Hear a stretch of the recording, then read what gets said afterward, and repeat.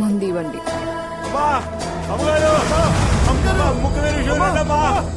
ఏమైంది? ఏంటి?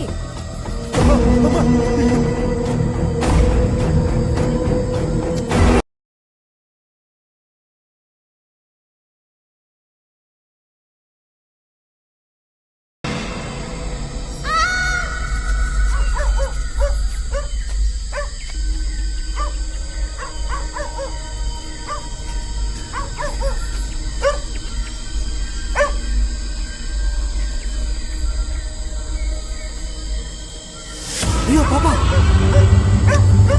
అయ్యో పాపా, పాప ఏమైంది? పాప లేమ్మా.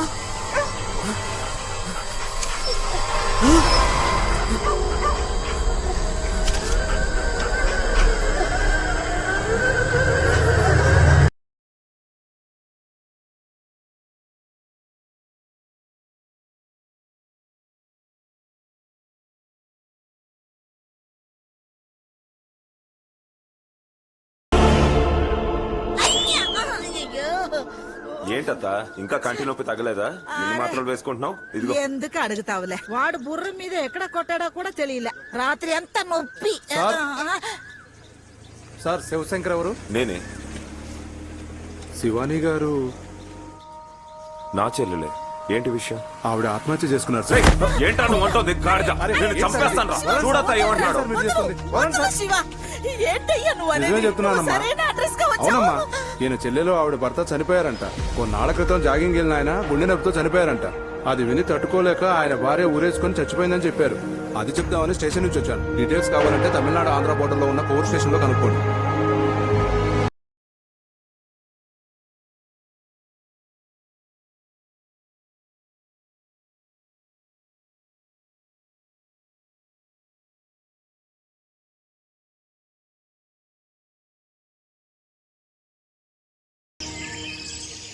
అన్నీ మీరే చేసేవాళ్ళు. అవును, ఇంట్రెస్ట్ ఎంత పర్సెంట్? జస్ట్ 9% అంతే. ప్రెసిడెంట్ గారు చెప్పినట్టు చేయండి సార్. అందుకనే కదా నేనుంది. మేస్త్రి, మీ ఫార్మాలిటీస్ అయిపోయాయా? నువ్వు వస్తే నీది మొదలు పెడతారు. On the way. Okay guys, చిన్న బ్రేక్ తీసుకుందాం. చిటికలో వచ్చేస్తా.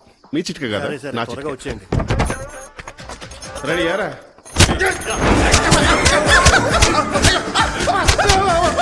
మొక్కలు కొడుతున్నారు, మూర్తిస్తున్నారు. అయినా ఏజ్కి ఎలా ఉండాలరా? కుర్చీలో కూర్చోబెట్టి డీసెంట్ గా వార్నింగ్ ఇవ్వాలి. ఇంత కొట్టి అలసిపోకుండా మళ్ళీ వెయిట్ చేస్తారేంట్రా? సరే గానీ నెక్స్ట్ రౌండ్ మొదలయ్యే లోపు ఎనర్జీ కోసం ఈ బూస్ట్ తాగు. ఆమె కాంప్లైంట్ బాయ్రా. ఎవర్రా అది?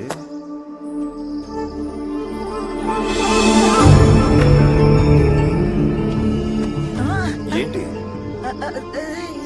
పదత్తయ్యా? ఇంత పెద్ద బంగ్లాని మన కష్టం తెలిసి మన కప్ప చెప్పిందంటే నిజంగా శివాని మనసు బంగారం రా.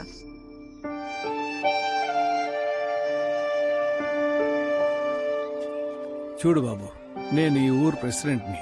నీ చెల్లెలి భర్తది ఈ ఊరే, కానీ అతనికి దగ్గరి బంధువులంటే ఎవరు లేరు. మీకు కబురు పెడదామంటే మీకు సంబంధించిన వివరాలేవి మాకు తెలీదు. అందువల్ల మేమే లీగల్ గా పోర్చాల్సిన పరిస్థితి వచ్చింది. ఆయన దగ్గర నేను మేస్త్రిగా, వీడు కార్పెంటర్ గా పనిచేసే వాళ్ళం. పాత ఇల్లులు కొని రెనోవేట్ చేసి అమ్మడం వాళ్ళ బిజినెస్. వచ్చిన కమిషన్ మాకు సెటిల్మెంట్ చేసేవాడు. ఓ రోజు పిలిచి మీరు కూడా ఎన్నాళ్ళు పనోళ్ళుగా ఉంటారు, మాతో పార్ట్నర్లు అవ్వండి, కలిసి ఇల్లు కొందామన్నారు. ఈయనే ఈ బంగ్లాకి యజమాని. చూస్తుంటే పాలవాడిలా ఉన్నాడే. ఒకప్పుడు ఓహో ఉండేవారు. అలా అనిపిస్తే ఈయన మాత్రమే కాదు, మీ చెల్లెల భర్త కూడా పెద్ద ధనవంతుడేం కాదు సార్. రియల్ ఎస్టేట్ లో లాస్ అయ్యి చివరికి సొంత ఊర్లోనే ఈ ప్యాలెస్ రెడీ చేసి అమ్ముదామని డబ్బు ఇచ్చాడు. మూసుకొని కూర్చోకుండా ఉన్నదంతా అమ్మాము. డబ్బులు సరిపోక మీ దగ్గర అప్పు చేసాం. 2 నెలల్లో పని అయిపోతుంది అనుకుంటే ఓనర్ ఏమో కార్ యాక్సిడెంట్ వైఫ్ తో సహా చచ్చాడు. బ్యాంక్ లోనేమో మా మీద పడింది. ఇలాగే ఆ తర్వాత ఇక్కడికి వచ్చి ఇరుక్కున్నాం. కానీ ఫుల్గా డబ్బులు ఇవ్వలేదు, సగమే ఇచ్చారు. మిగతాది తర్వాత ఇస్తారంట. అయ్యా, మీరు తీసుకున్న అడ్వాన్స్ ఏదో తిరిగిచ్చేసి ఈ బంగ్లాని ఇంకెవరికైనా అమ్మేయచ్చు కదా.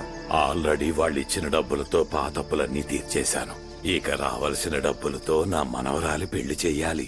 ఆ డబ్బు వసూలు చేయడానికి అయ్యగారు ఆయన మనవరాలు ఈ బంగ్లాలోనూ చిన్న గదిలో ఉంటున్నారు. వీళ్ళ పరిస్థితి మనకంటే ఘోరంగా ఉన్నట్టుందే. వదిలేండి నాన్న, ఇప్పుడే కదా వచ్చారు, కొంచెం టైం మా అబ్బాయి చెప్పింది కరెక్టే. ఈ ఊరు తిరునాళ్ళు అయిపోయాక అందరం మాట్లాడుకుని ఓ నిర్ణయానికి వద్దాం. నేను వస్తానండి. మంచిదండి. వస్తాం సార్. నా చెల్లెలి పిల్లలేరి?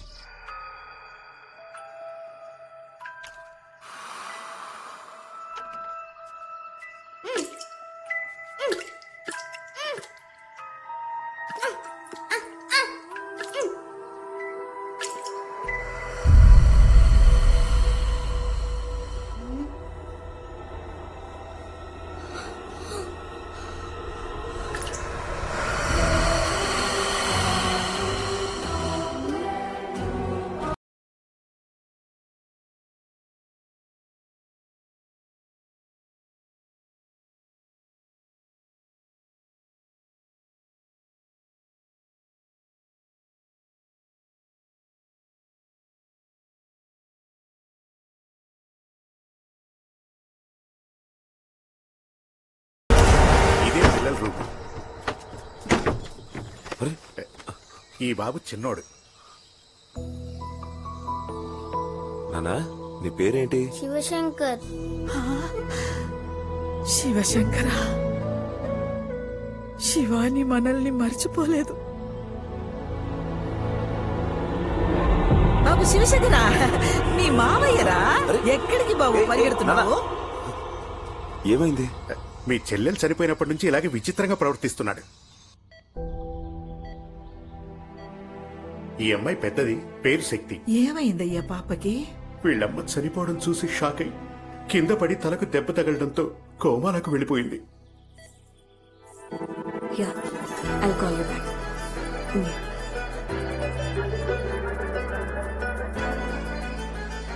ఈమె మన జమీందార్ గారి మనవరాలు డాక్టర్ అమ్మ.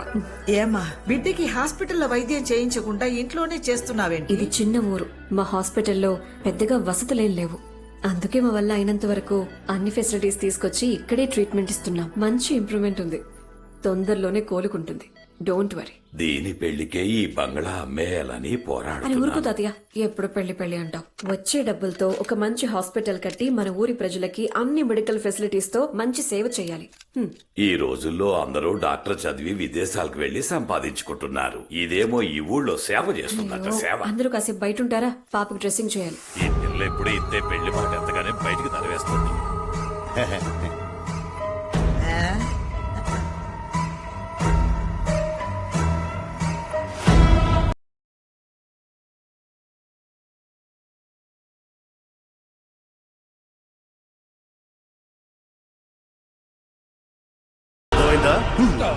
హుకుం టైగర్ కా హుకుం. అరే రే, సార్ సార్ సార్, యాక్చువల్లీ నేను ఎవరంటే తెలుసు. నువ్వు మేస్త్రి, ఇతను కార్పెంటర్. మా బావ దగ్గర పనిచేస్తున్నారని తెలిసింది. చాలా థ్యాంక్స్ సార్. మీరు కూడా పెద్ద లాయర్ అని తెలిసింది సార్. నేరం అయినా మీకేంటి సార్, 2 days లో ప్యాలెస్ మొత్తం కొనేస్తారు. కొనేచ్చుగా తినడానికి తిండి లేక అక్కడి నుంచి ఇక్కడికి వచ్చేసా. ఈ లక్షణంలో ప్యాలెస్ కొట్టావంట. ఇది జరిగే ఇప్పుడు అవసరమా? ఇప్పుడు అదంతా కాదురా, మనం బయట పడాలంటే ఒకే ఒక దారుంది. నా మాట విని ఆ జమీందార్ మనవరాల్ని లవ్ చేసి. నీకేమన్నా పిచ్చా? నా మాట ఇప్పుడే కనుక మాట్లాడాలో వింటే తెలియదు. నువ్వు గోల్డ్ గానే గోల్డ్ రా. ఏం ఐడియా ఇచ్చింది? వాడు ఇలా వాడుకున్నాడు కాబట్టి నేనే వాడేస్తా. ఈ ఐడియా నాకెందుకు రాలేదు? అదే. జరగో. ఐడియా నీకెందుకు రావాలి? అసలు ఐడియా నీకెందుకు రావాలి? ఐడియా వస్తే సరిపోదురా, దానికి ఇమేజ్ ఉంటారు, యోచిస్తే.